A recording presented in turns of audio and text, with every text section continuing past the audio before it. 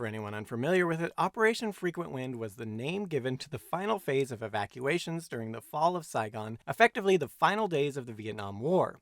Noted as being one of the largest military evacuations in history, and the largest involving helicopters as a primary means of evacuation, Operation Frequent Wind is celebrated as a logistical success for the US due to the fact that a few dozen helicopter pilots were somehow able to evacuate over 7,000 people in around 18 hours. Although it was a total failure overall, as the original plan was not to really use helicopters at all, as there were about 2 million people that were originally slated to be evacuated, with the plan to do so years in the making. So why did the US have to fall back to literally their least effective option if they'd been planning the evacuation for years?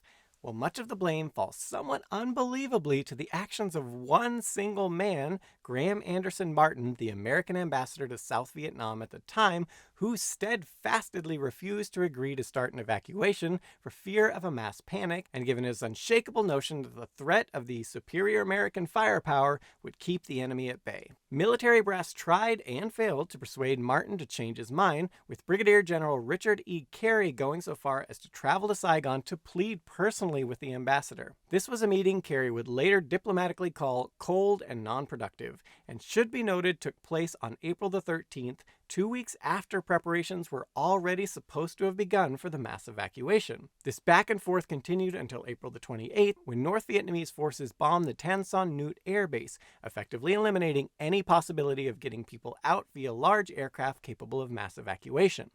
When this was pointed out to Martin, he still refused to call for the evacuation, deciding to wait until the next day so he could drive out to the base and confirm the damage for himself.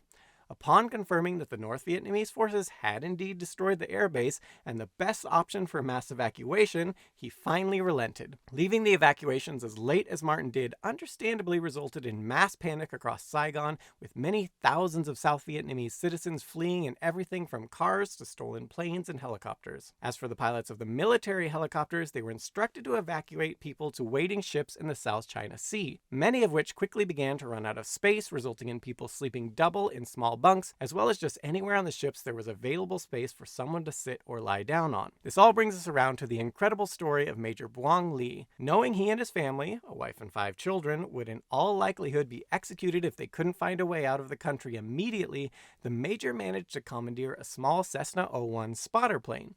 Under heavy fire, he managed to take off and flee the country with 2 adults and 5 children jam-packed aboard the tiny, slow-moving 2-seat aircraft. He then headed out to sea in search of a ship to land on or ditch the plane next to. About an hour and a half off the coast, and with only about an hour of fuel left in a plane carrying his wife and 5 children, one can only imagine the relief he must have felt when he finally spotted the USS Midway. The issue now was there was not sufficient room to land on the ship, owing to the number of helicopters on the deck. Unable to find the right frequency on the radio to talk to those on the Midway, Buang resorted to dropping notes. The first 2 notes unfortunately blew away before anyone aboard could grab them. Buang tied the third to his gun and dropped it. When the crew aboard retrieved it, they saw it read, "Can you move the helicopters to the other side? I can land on your runway. I can fly 1 hour more. We have enough time to move. Please rescue me, Major Buang, wife, and 5 child." The captain of the vessel, one Lawrence Chambers, then had a decision to make. While it was possible to move some of the helicopters out of the way, there was no room to move them all.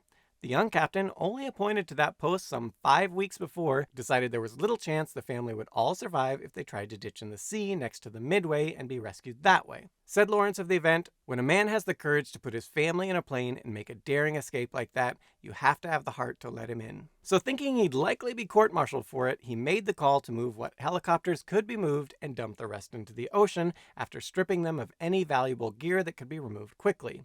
In total, some $10 million, about $70 million today, worth of helicopters were ditched in this way. There was another problem, however. The plane in question typically needs a minimum of a little over 600 feet of runway to land and come to full stop.